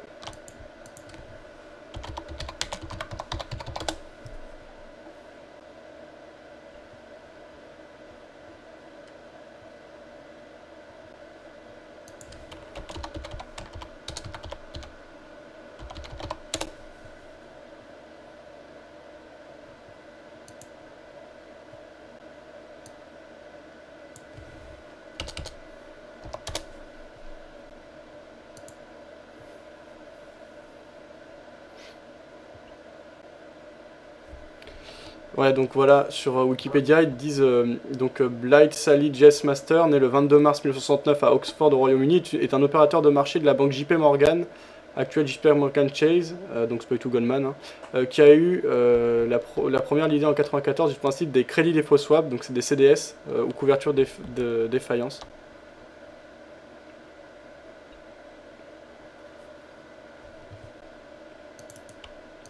En fait, si je posais cette question, c'est par rapport à justement, bah, je sais pas si vous connaissez, mais Pierre Jovanovic, là, qui anime une émission, il a écrit tout un bouquin dessus, donc je suppose qu'il y a des choses intéressantes à son sujet.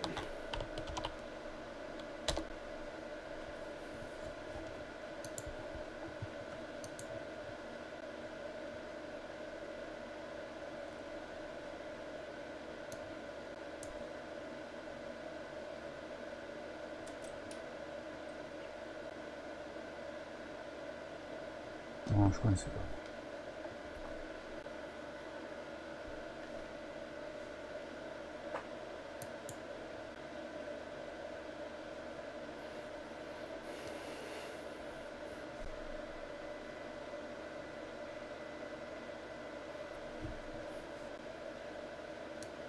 Qui avait permis de s'extraire par le haut de la formation de compression en biseau. Ces facteurs techniques plaident pour une poursuite de la hausse en direction des 1800 $, puis des 1900 $ lors des prochaines semaines. C'est la fin de ce point bourse. Je vous souhaite une très bonne journée et une bonne séance. Bon, les marchés sont vraiment calmes, donc je vais faire le point sur ce qui est sur le chat écrit. Alors, il n'y a pas eu beaucoup de réponses. Alors, il y avait ça qui a boosté les marchés ce matin. Alors, Lolo nous disait... C'était quoi la raison? Je vais regarder dans les archives. La raison, c'était... C'est un... De la crétace... Non, d'accord.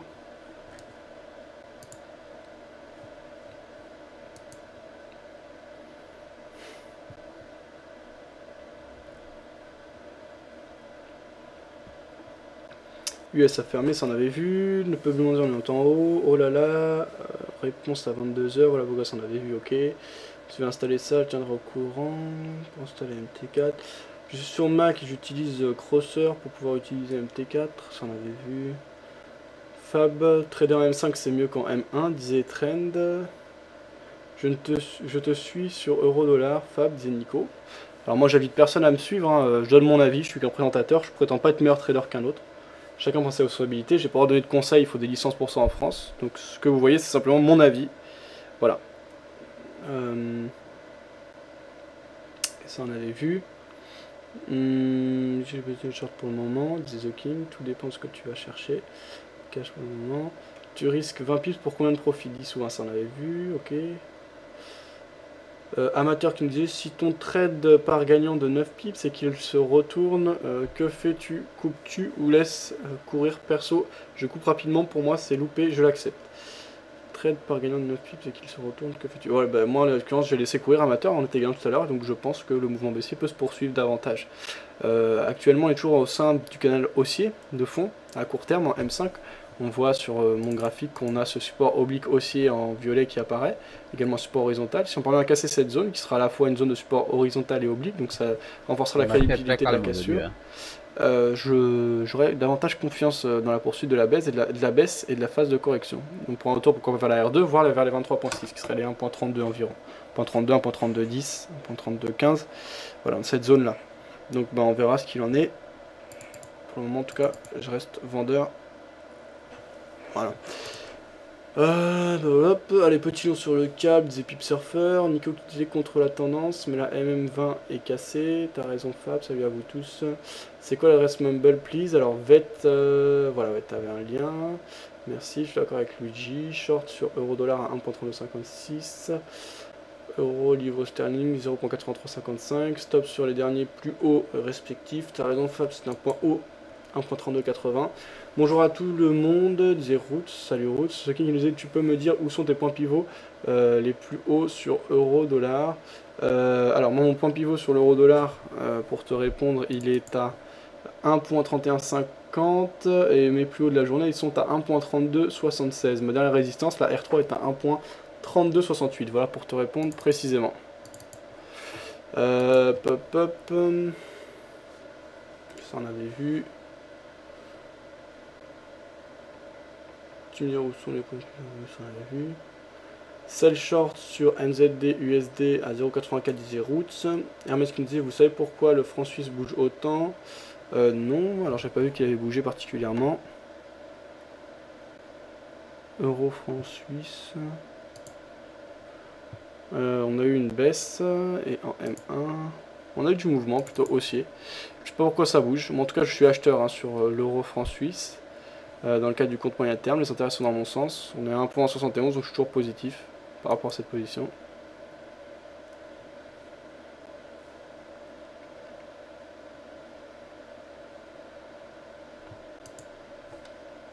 Je suis surpris qu'il ait autant baissé là, mais pas de raison ni d'explication par rapport à ce mouvement. 5 pips 50 de profit sur euro-dollar. C'est pas évident, hein, mais on est positif pour le moment, c'est le principal. Ça on avait vu. Ça va continuer de bouger avec la réunion des ministres européens des finances à partir de 15 h pour donner ou non l'accord sur la Grèce. C'est Lolo. Ah oui, d'accord. Merci Lolo. LCG, c'est quoi LCG? London Capital Group. C'est un ECN. Alpari, tu connais. C'est chaud, il n'y a pas de volume. J'étais chez eux avant, je connais très bien. Je suis resté 5 ans, Zeroutes. Moi aussi, je suis déjà SE. Hein. Très bien, très sérieux. C'est pareil que ce que vous pouvez avoir chez Active Trades ou autre. Il y en a pas un de régulier dans les options. Si Daniel Jones, il y en a. Il y a par exemple Saxo Bank ou IG Markets ou XTB qui proposent des options binaires, entre autres options, et qui sont régulées. Non, je ne préfère pas, c'est pareil. Fab 7000, les Japonais et les Chinois ont dit qu'ils étaient prêts pour venir en aide à l'Europe et à la Grèce. Ça, j'avais vu, ouais, on avait même vu ça en fin de semaine dernière, en effet, Lolo. Lolo qui nous disait, c'est ça qui a boosté les marchés ce matin. Ok, ça a rassuré les marchés. Car si on résout le dossier grec, on apaise les tensions pour les Espagnols et Portugais. Envoyer la sauce sur le dollar face au euro qui vient faire ça un peu partout. Le dossier grec sera jamais résolu. C'est un écran de fumée court terme de payer de la dette avec de la dette. Fable, t'es plus fiable les tendances en M5 qu'en M1, tu penses?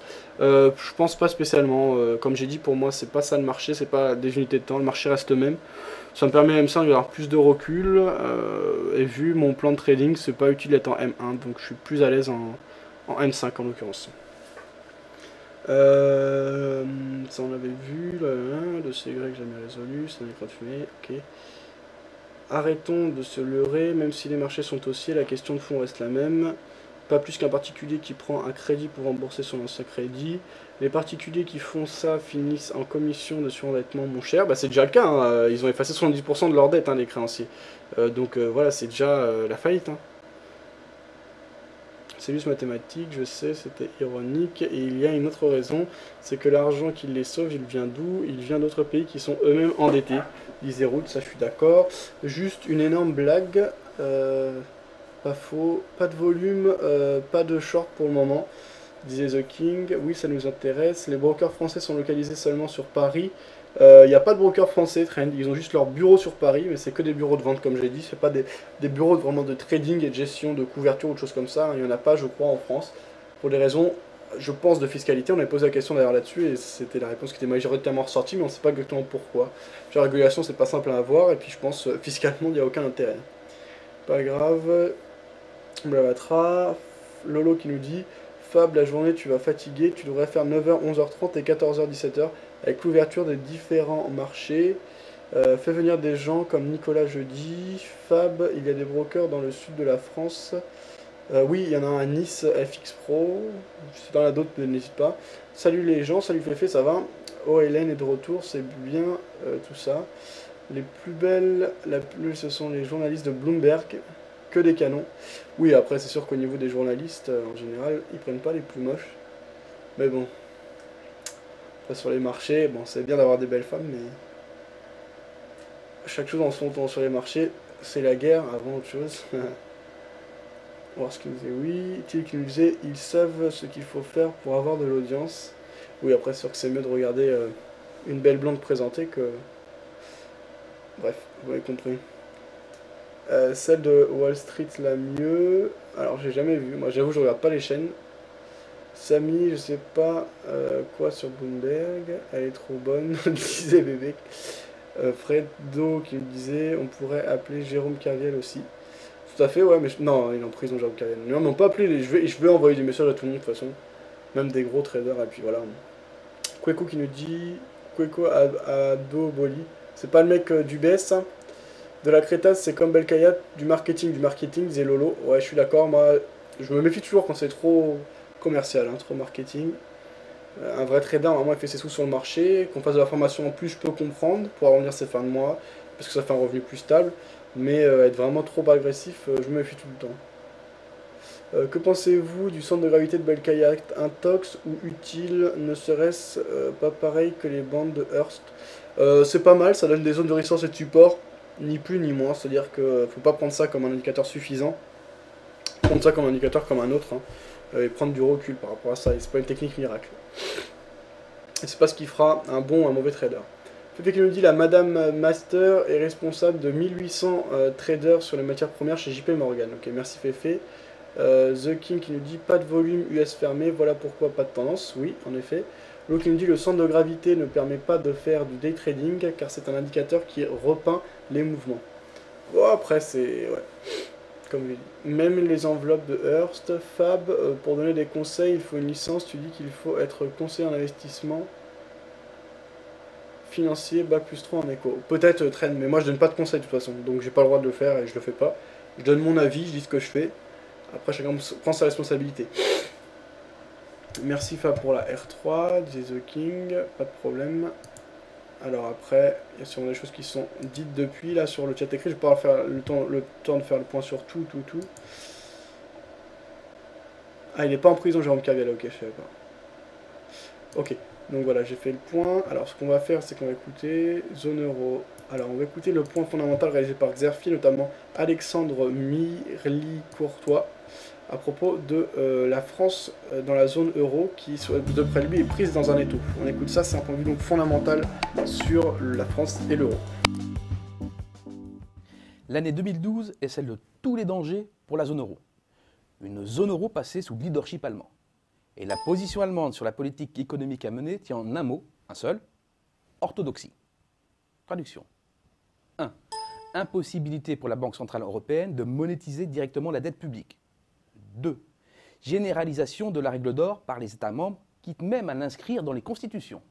3. Alignement sur le modèle mercantiliste sophistiqué. Attardons-nous un instant sur ces 3 points. Monétiser la dette, c'est quoi? C'est une opération qui consiste à remplacer la dette publique par de la création monétaire. C'est ce que fait la Fed aux États-Unis, c'est ce que fait la BOJ au Japon, plus proche de nous, c'est ce que fait la Banque d'Angleterre. C'est le rôle que la France voulait faire jouer à la BCE. Mais l'Allemagne a refusé. En revanche, l'Allemagne a obtenu que ses principaux partenaires s'engagent à ramener leur taux d'endettement public à 60% du PIB. Seule condition, appliquer la fameuse règle d'or. La règle d'or, c'est quoi? C'est simplement interdire les déficits publics structurels. Cela impose un effort colossal. C'est d'ailleurs bien ce que montrent les prévisions des gouvernements en matière de réduction des déficits publics. L'Espagne prévoit de passer de 9 à 3% entre 2010 et 2013. 3%, c'est la cible du gouvernement français, alors que l'Italie ambitionne quasiment d'être à l'équilibre. En période de conjoncture dégradée, il ne faut pas se voiler la face. Cela revient à sabrer dans les dépenses publiques et à durcir la fiscalité. Enfin, c'est aligner les modèles de croissance de l'ensemble des pays de la zone euro sur celui de l'Allemagne. Dans une logique de développement mercantiliste, sophistiquée, la croissance gagne à l'export et en accumulant les excédents commerciaux. Il faut donc être compétitif. Et la voie est toute tracée. Il faut radicalement modifier le partage des revenus au détriment des salariés. Il faut, comme en Allemagne, mettre les salariés au régime sec, c'est-à-dire limiter la hausse du coût horaire par la modération salariale. C'est ce qu'illustre parfaitement le graphique suivant. Dans l'industrie allemande, le coût horaire, charge comprise, a progressé de 14% entre 2002 et 2010, contre une progression de 27% en France et même de 36% en Espagne. C'est donc le remède de cheval pour l'Europe du Sud, y compris la France. Le problème, c'est que surdosé, le remède de cheval tue le cheval. Je m'explique. Une politique budgétaire trop restrictive a un effet dépressif sur la demande, ce qui entraîne un recul de l'activité. Privé de recettes fiscales, le déficit budgétaire se creuse alors un peu plus. Et pour répondre aux engagements des gouvernements d'alléger leur déficit public, de nouvelles mesures restrictives sont adoptées. Des mesures qui laminent un peu plus l'activité. C'est une spirale infernale dans laquelle le ratio dette sur PIB devient incontrôlable par un effet dénominateur, c'est-à-dire le recul du PIB. C'est un cercle vicieux dans lequel sont pris la majorité des pays du sud de la zone euro. Mais ce n'est pas tout. La réduction précipitée et généralisée des déficits publics, y compris pour ceux qui auraient des marges de manœuvre budgétaires pour relancer leur activité, déprime la demande domestique. Mécaniquement, cela réduit les importations de chacun, ce qui devrait en théorie rééquilibrer les comptes extérieurs. En théorie, car les importations des uns font les exportations des autres. Autrement dit, c'est un jeu de dupes. Pour s'en convaincre, il suffit de mesurer combien les pays de la zone commercent entre eux. L'Italie réalise 55,2% de ses exportations avec la zone euro. Un niveau comparable à celui de l'Espagne, 54,8%. Un chiffre qui est de 47,7% pour la France et qui tombe à 41,4% pour l'Allemagne, ce qui reste très significatif. Pour faire bref, si la demande domestique se réduit, La demande d'importation aussi. Personne ne parvient à doper ses exportations et il y a une baisse de la demande, donc de la croissance pour tout le monde. Dans ces conditions, rien d'étonnant à l'orientation prise par l'indicateur de confiance des chefs d'entreprise. Pire encore, les perspectives d'activité chutent, par exemple dans l'industrie. Des perspectives d'activité qui, comme vous pouvez le voir, se situent désormais en dessous de leur moyenne de long terme. Mais le plus inquiétant, c'est que toutes les branches d'activité suivent la même tendance. Les ménages, eux, sont en proie aujourd'hui à de nombreuses difficultés et ils n'anticipent aucune amélioration ces prochains mois. Bien au contraire, ils prévoient une nouvelle dégradation de leurs revenus. En clair, c'est l'attentisme ou la prudence qui prévaut et qui prévaudra sur des comportements plus offensifs ou dépensiers. Ménages et chefs d'entreprise sont donc à l'unisson. C'est bien, ce qui explique la chute de l'indice général de confiance. Il est tombé à un niveau compatible avec l'entrée en récession. C'est-à-dire un niveau qui, comme vous pouvez le voir, s'est installé sous sa moyenne de long terme, par définition fixée à 100. Pourtant, cette vision d'ensemble est trompeuse. Trompeuse parce qu'il s'agit bien sûr d'une moyenne qui masque l'écart inexorable entre le nord et le sud de la zone euro. Des pays du nord emmenés par l'Allemagne, qui bénéficient des effets positifs des politiques de l'offre menées au début des années 2000, une politique qui permet aujourd'hui à leur entreprise d'être offensive grâce à une rentabilité retrouvée et une forte compétitivité. En face, le Sud, dont la France fait partie, doit affronter une demande domestique en berne, un tissu d'entreprise fragilisé qui cède du terrain en permanence. Pas étonnant donc que les trajectoires des indices de confiance entre la France et l'Allemagne divergent de plus en plus. L'écart entre les deux indicateurs en janvier dernier était de 15 points. Il faut remonter en juin 1991 pour retrouver un tel écart en faveur de l'Allemagne. Cette opposition entre le Nord et le Sud se retrouve bien évidemment dans nos prévisions. Avec un Sud en progression lente et qui n'aura pas toujours retrouvé son niveau de PIB d'avant la récession de 2008-2009, et un Nord en progression plus rapide, à défaut d'être euphorique. Mais le fossé se creuse entre les deux parties de la zone euro.